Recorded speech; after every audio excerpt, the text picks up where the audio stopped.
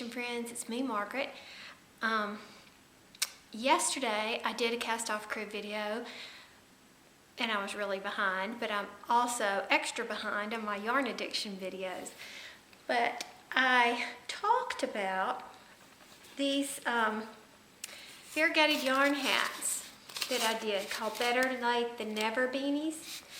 And I really liked the way the variegated yarn worked.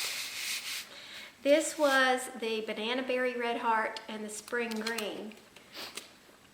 And then these were done in the, I think it's called Waterfall, and then this Lavender, Lilac, I think it's called. And this one are the same variegated yarns, but you can see how they sort of play off each other differently because of the contrast colors that sort of set them off or don't set them off. I don't know how I would say that. This one seems to be just so much more, I don't know, the blues tend to blend in a lot more than in this one. But if you'll also notice that this one has a gradual color change to it as you go all around. And then this one, they're more spotty. And one of my subscribers a while back suggested this book to me called The Hand-Dyed and Variegated Yarn. It's like a handbook by Lorna Miser. And it's actually really in depth about how to choose variegated yarns and which, for what projects. And just to give you an idea, this is the same yarn, and each one is a different width.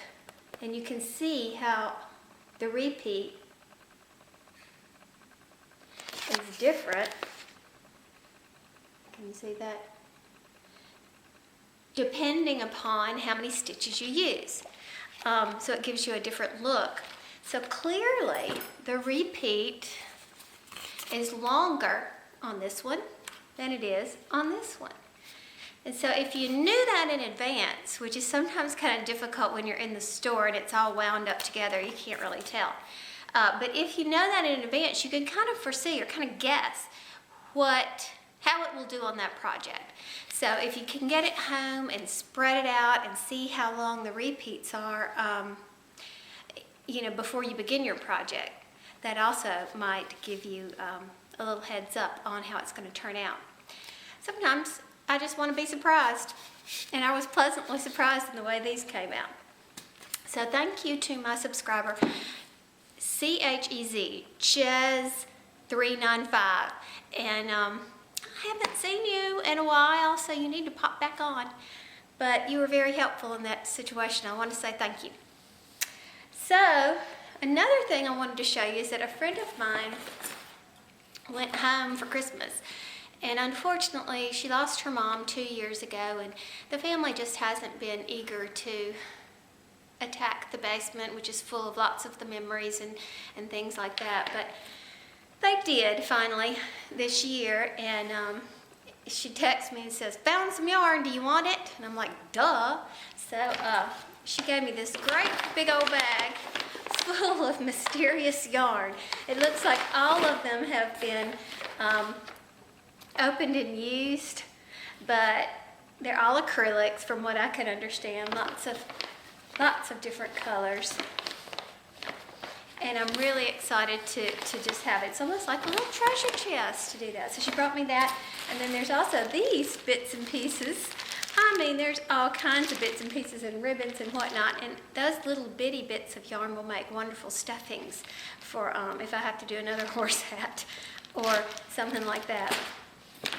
Also with it was a flower loom. I've seen these before, and I honestly don't know how to use it, but of course I bet you there's a YouTube video out there that's going to teach me how to do it. Okay, then this is kind of comical because the person who gave it to me knows nothing about yarn, but it had 2 sets of knitting needles in there. These are 7s. I already have some basic knitting needles though, but then here's some 3 stray ones. Like I can do anything with a single one, but I don't know, it just made me laugh. Could do magic with them. So anyway, that's the latest yarn addiction info that I have to share. It's hard when I'm a member of 2 groups because I showed just about everything that I've been working on in the other video. So if you subscribe to my channel, you can, I was about to say get the best of both worlds, but that sounds a little arrogant, as if what I have to say is actually of value. So I'm trying. But anyway, y'all have a great New Year's Eve, and I'm looking forward to 2013. And I thank you to all my wonderful yarn addiction friends who have held my hand and been such an encouragement through this past year as I fumble through, some with great successes and some with flops. But that's all part of the learning process. But anyway, have a great New Year's Eve.